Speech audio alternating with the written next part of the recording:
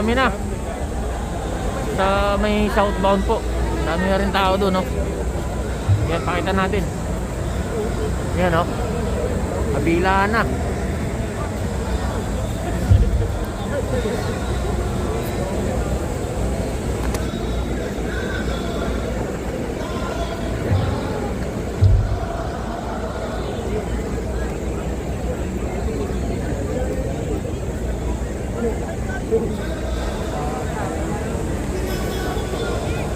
Para mapigil ang paglalantad niya sa mga salarin sa malawakan at karumal-dumal na pagnanakaw sa trilyong pisong pondo ng bayan na para sana sa flood control.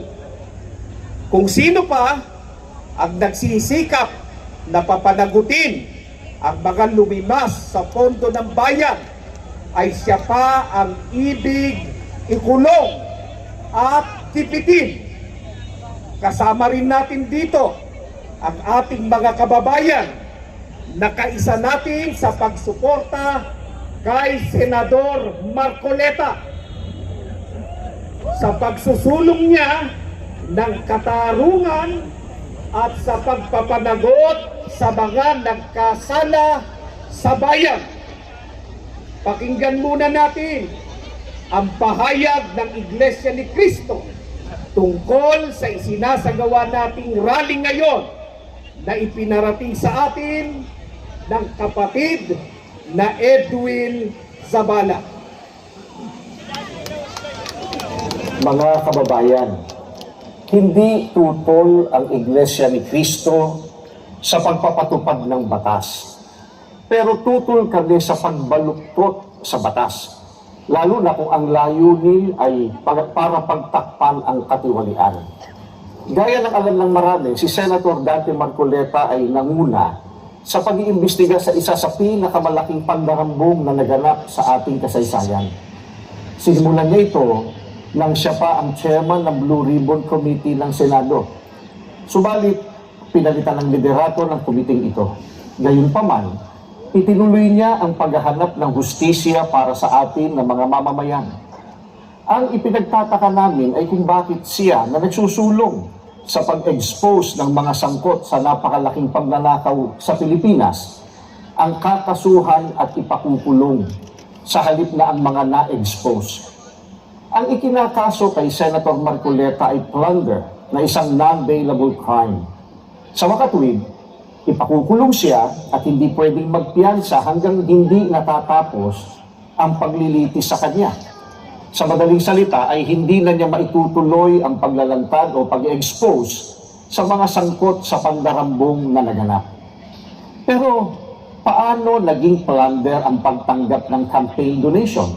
Hindi naman galing sa kabangyaman ng Pilipinas ang tinanggap niyang donation mula sa mga sumuporta sa kanyang pagkandidato bilang senador, at mismong ang COMELEC ay naglabas na ng desisyon na walang krimen na naganap sa pagtanggap niya ng campaign donation.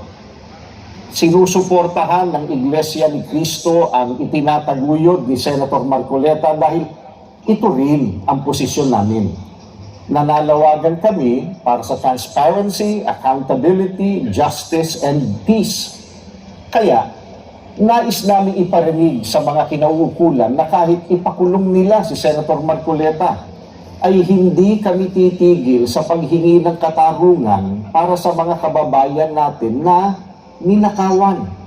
Gusto namin ipaalam sa kanila na isang injustice ang selective justice. At hindi kami mananahimik sa harap nitong napakalaking pagyurak sa katarungan na hinihingi ng ating mga kababayan. Yan po ang statement ng Iglesia ni Cristo.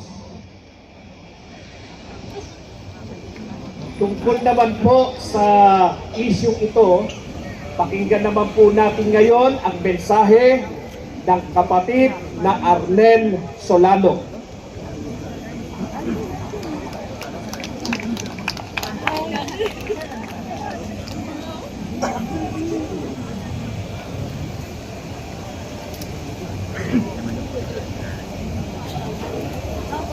Magandang hapon po mga kababayan.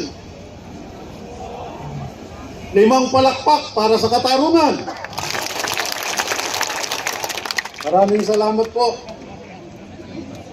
Pariin pong kinukundina ng Iglesia ni Cristo ang pag-aakusa ng kasong plunder, indirect bribery, at paglabag sa PD number 46 laban kay Senador Rodante Marcoleta ng opisina ng Ombudsman. Sinuring mabuti ng aming legal team ang mga nasabing kaso laban kay Senador Marcoleta at napatunayan namin ang mga sumusunod. Gusto niyo bang malaman? Una, ang mga batayang elemento ng ating mga penal code ay sapilitang binaluktot. Ano?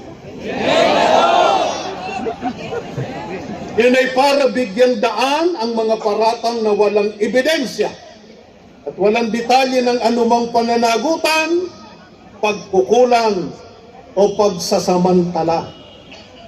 Ang mga imbentong asunto ay wala man lang kahit anino ng paglustay ng pondo ng bayan, pagkakasangkot sa anumang proyekto o kontratang pampubliko, o kaya ay pangako kapalit ng bagay na magdudulot sa gobyerno ng kapinsalaan o serbisyong pampubliko na maipagkakait sa mga mamamayan. Ang mga paratang sa mga nasabing asunto ng Ombudsman ay tuwirang taliwas sa naging hatol ng Commission on Elections sa mga donasyon na tinanggap ni Senador Marcoleta, na kung saan siya ay pinatunayan na walang nilabag na batas sa pagtanggap niya ng nasabing tulong pinansyal na galing sa mga pribadong individual. At ang pinakamalabo, ano raw? Sa mga nabanggit na asunto ay kung papaano pilit na iniuugnay ng Ombudsman ang pribadong pondo sa paratang nakatiwalian at wala namang naipakita kahit anong bagay, aksyon o pangako na umuugnay sa opisina ni Senador Marcoleta. Isa lamang ang tunay at malinaw na dahilan ng pagsasampa ng demanda ng Ombudsman laban kay Senador Marcoleta. Ito ay upang pigilan siya sa patuloy niyang pag-iimbestiga upang matuklasan ng mga dapat managot sa paglimas sa kabangyaman ng bansa sa katiwaliang tinatawag na flood control scandal. Marapat lamang na suportahan namin si Senador Marcoleta sapagkat ang isinusulong niya ay yun ang panawagan ng Iglesia para sa transparency. Ano po yun? Accountability at justice. Justisya.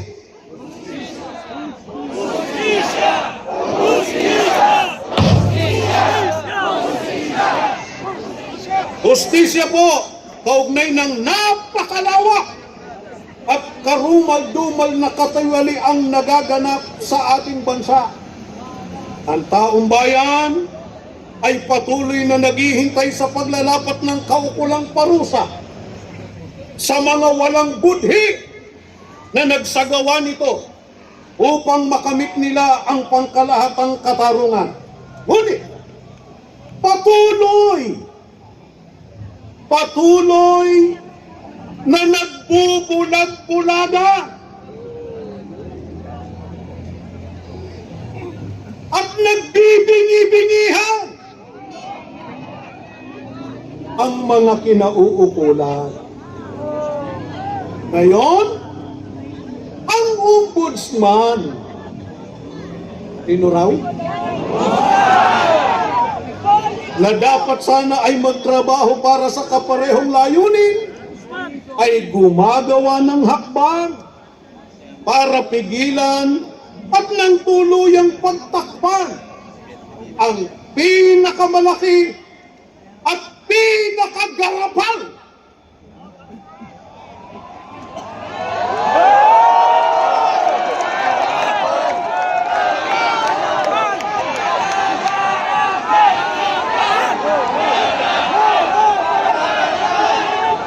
pinakamalaki at pinakagarapal na pandarambong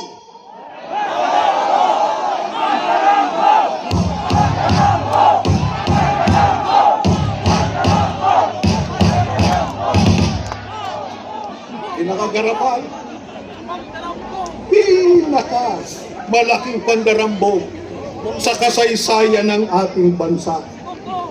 Ninakawan na ang taong bayan. Pinagkaitan pa sila ng hustisya na tanging inaasahan nila upang maiganti ang sinapit nilang pagdurusa sa kamay mismo ng mga tao na kanilang inihalang para sila ay paglingkuran. Kaya ang ating sigaw, don't bend the law.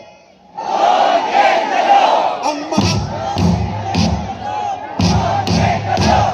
Don't bend the law. Don't bend the law. Don't bend the law. Huwag ipakulong ang mga nag-iimbestiga. Ang mga kurakot ang kasuhan. Salamat po sa inyo.